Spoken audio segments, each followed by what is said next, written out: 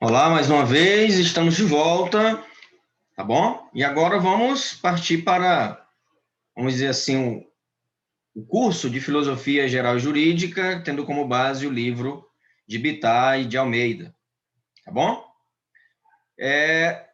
Primeiro momento, nós vimos a rivalização entre Sócrates e sofistas, a questão da dialética, do surgimento da dialética, que significa essa troca, né, de ideias para a composição de uma síntese, e no outro momento nós criticamos esse método com uma postura, né, uma postura crítico-reflexiva, dizendo que não necessariamente é preciso, para se constituir uma dialética, ter a síntese, né, tendo em vista que a síntese sempre abocanha, né, ou estileta, guilhotina, as diferenças que constituem a antítese para satisfazer suas próprias categorias. Categorias estas pertencentes à tese.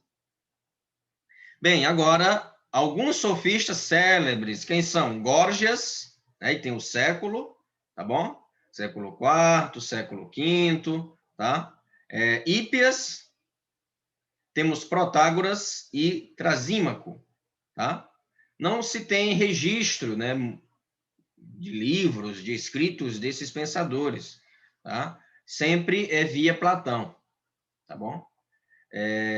Sempre é via Platão, tá? Pouco se tem registrado sobre esses pensadores. Bem, vamos dizer assim, os principais, né, vamos colocar como mais importantes, que nós vamos dedicar a nossa reflexão, é Górgias e Protágoras. Os filósofos, né, ou seja, as coisas só podem ser ou não, ou verdadeiras ou falsas, ponto. Aí os sofistas dizem o seguinte: olha, o homem é a medida de todas as coisas. Então, nós percebemos aqui o germe, né, o germe do existencialismo, um germe já do antropocentrismo, né? Evidentemente, é que o antropocentrismo surgiu aí com Sócrates, né, mudando o objeto de pesquisa, mas agora o homem é o centro, é a medida de todas as coisas. Então, essa questão de falso e verdadeiro, isto é relativo. Cada ponto de vista é a vista de um ponto. Essa frase não é minha, é de Leonardo Boff, ainda é vivo, filósofo e teólogo brasileiro. Tá? Então, isso condensa bem o pensamento sofístico, ou seja, a relativização dos argumentos, da verdade, enfim, não existe verdade, existe verdades, desde que você pertença a determinado contexto, enfim.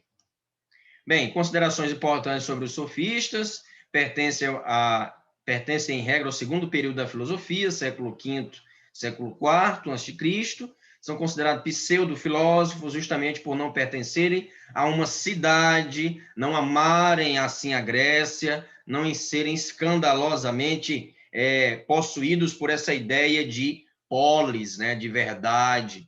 Afirmam que não existem verdades absolutas, mas apenas convenções, né? Apenas convenções, ou seja, relativiza-se as discussões, relativiza-se inclusive os preceitos, né? Ou seja, determinado tempo, determinada verdade. Concordo inteiramente com isso, nós vamos ver que o direito hoje tende a, vamos dizer assim, absorver bem essa ideia, né? Ou até mesmo a sociedade. Antigamente, por exemplo, tínhamos uma regra moral que poderia fumar, ou seja, ou década de 70, 80, poderia fumar em programas de televisão, em sala de aula. Muitos professores fumavam, né, em sala de aula, não problema nenhum. Ficavam na porta fumando, tragando ali o cigarro, com cinzeiro na mesa. Isso mudou, então, de acordo com as convenções sociais. São andarilhos, né, em busca de alunos que pudessem pagar pelos seus ensinamentos, cobravam para ensinar. Não podemos dizer que são professores, eu estou aqui falando uma verdade, né? Podemos dizer assim, né? Ou verdades, tá? Por que não pode, vamos dizer assim, associar a figura do sofista com do professor? Até pode, né? Se desprezar assim essa mercantilização, apesar que hoje em dia, né, o professor está vendendo o almoço para comprar o jantar, então está pedindo socorro, tá certo? Porque os sofistas, e aí na história da filosofia vai demonstrar isso, eles são pensadores que driblam os argumentos e até mesmo seus oponentes por dinheiro. Não tem assim não tem valor, né? Não são apegados a valores. O que comanda o sofista é o dinheiro. Quem pagou mais, o argumento dança conforme o pagamento, conforme o... Não falam, vamos dizer assim, socráticos, são verossemelhanças, ou seja, meias verdades. Viveram no período auge da democracia ateniense, por isso seus principais pensamentos estão voltados à política, à filosofia da verdade, ou seja, ele ignora a situação filosófica, teoria, os debates e consensos.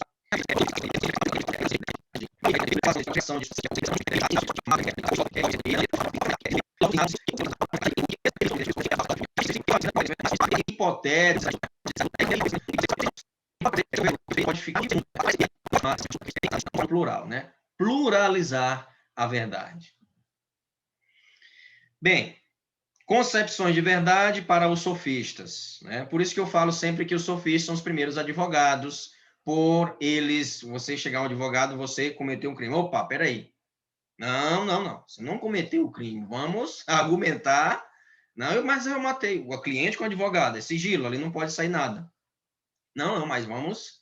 Até que se prove o contrário, você não cometeu esse crime, não. Mas tem prova, tem vídeo, tem tudo. Vamos argumentar. Entende? Então, pode sim reverter o jogo, né? Ali, ou até mesmo reduzir a pena. Enfim, isso aí, por isso que eu sempre comento que os sofistas são os primeiros advogados, tá? E vocês podem perceber que até agora não vimos nenhuma mulher, só universo realmente só de homens. Mas não tem nenhuma filósofa, tem a Hipátia, né? Que vamos conhecer brevemente.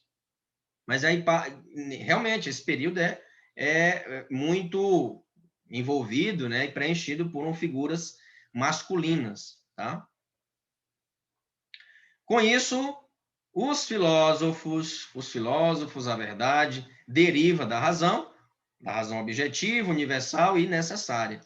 Pensar, ou seja, não há relativismo, pois a verdade vale para todos. Verdade vale para todos. A verdade relativa deriva dos sentidos, subjetiva, particular e possível. Há relativismo, pois a verdade vale somente, para um ou alguns, né? A verdade, isso depende da visão, da percepção, do ouvido, o que você ouviu, né? Entende? Da impressão que você teve. O que determina uma teoria como verdadeira? Para ser universal, particular ou singular, né? Universal, sim, os filósofos antigos, modernos e medievais apostavam nisso. Claro, tendo como preceitos a lógica formal. Já uma perspectiva particular refere-se a algumas, né? Ou seja, a alguns da maioria ou da minoria. Filósofos acreditam nisso, que existe sim verdade particular. Os sofistas sempre acreditam que não existe verdade particular, aliás, uma verdade assim universalmente válida, né? E claro, uma perspectiva de verdade, de saber formal, né? Os sofistas também acreditam na singularidade, ou seja, na individualização assim das percepções, né? Realmente voltado mais para o subjetivismo. E agora nós vamos encerrar aqui esse momento. Vocês podem ler os slides, vocês podem continuar entendendo o pensamento sofístico, tá bom? E encerramos com essas diferenças, né, do filósofo para o sofista. A razão produz conhecimento verdadeiro, para o filósofo é absoluto. Já os sentidos produzem opiniões. Já para os sofistas, não. Os sofistas diziam o seguinte: olha, a verdade, a razão, produz conhecimento verdadeiro, que é relativo. Os sentidos produzem também verdades, que também são relativas. Para o sofista, tudo é relativo. Tudo pode ser demonstrado contrariamente, desde que tenha disposição argumentativa, tenha argumentos, tendo como base a retórica, a oratória e a importância do vocabulário aí, tá vendo? Certo? Então, forte abraço e até a próxima.